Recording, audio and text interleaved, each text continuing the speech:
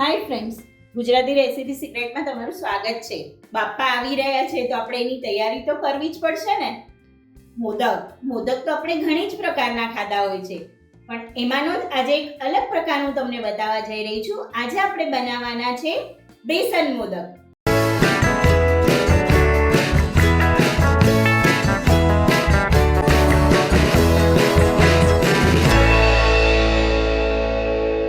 સૌથી પહેલા આપણે અહીંયા અડધો કપ ઘી લઈએ છે.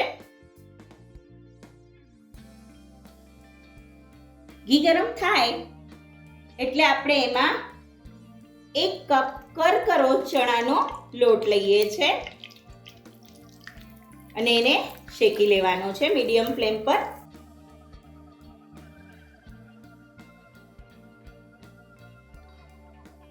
ગુલાબી રંગનો થાય ત્યાં સુધી આપણે એને શેકવાનો છે. ફ્રેન્ડ્સ, તમે જોઈ શકો છો કેટલો સરસ લોટ શેકાઈ ગયો છે.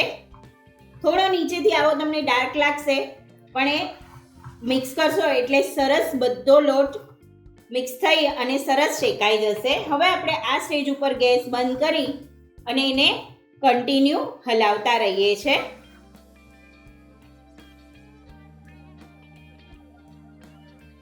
એકાદ મિનિટ માટે આપણે હલાવી અને એને એકદમ ઠંડો રૂમ ટેમ્પરેચર પર આવવા દઈએ છે. જોઈ શકો છો તમે કેટલો સરસ શેકાઈ ગયો છે. ડાર્ક બ્રાઉન કલરનો શેકવાનો છે આમાં.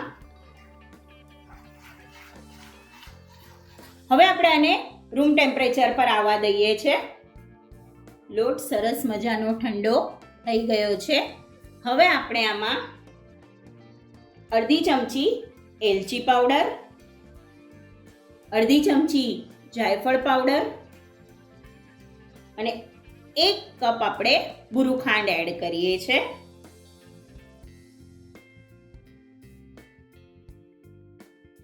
ફ્રેન્ડ્સ, હવે હું તમને છે ને આમાં એક ટિપ્સ આપીશ કે જ્યારે અમે લોકો એમ કહેતા હોઈએ છીએ કે 1 કપ કે 1 બાઉલ, તો એમાં છે ને કે તમે મેજર કપ લેતા હો કે ઘરનું કોઈ પણ કપ લેતા હો, તો એમાં શું થશે કે બધાના જો તમે મેજર કપ વાપરતા હશો ને તો બધાનું માપ અલગ અલગ આવશે. મેજર કપ 1 હોવા છતાં પણ માપ થોડું અપડાઉન આવતું જ હોય છે.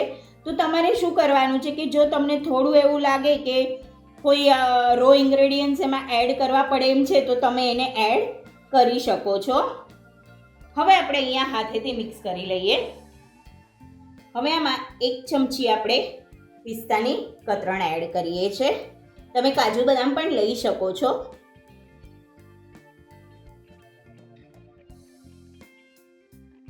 સરસ મજાનું મોદક માટેનું મિશ્રણ તૈયાર છે. હવે આપણે એને મોદકના મોલ્ડમાં લઈ અને મોદક બનાવી લઈએ. આપણે આવું મોદકનું મોલ્ડ લીધું છે. હવે અહીંયાથી આપણે મિશ્રણને અંદર ભરી દઈશું.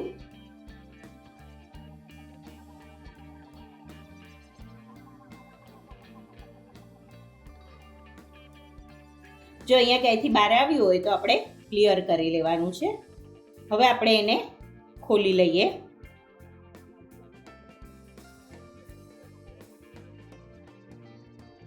આવી જ રીતે આપણે બીજા મોદક બનાવી લઈએ. ગણપતિ બાપ્પા મોર્યા. બાપાના ફેવરેટ મોદકનો આપણે બાપાને ભોગ લગાડી દઈએ. તો મળીએ નવી રેસીપી સાથે. ત્યાં સુધી સ્વસ્થ રહો, મસ્ત રહો અને ખાતા રહો. અને હા, લાઈક, શેર અને સબસ્ક્રાઇબ કરતા રહેજો. Thank you.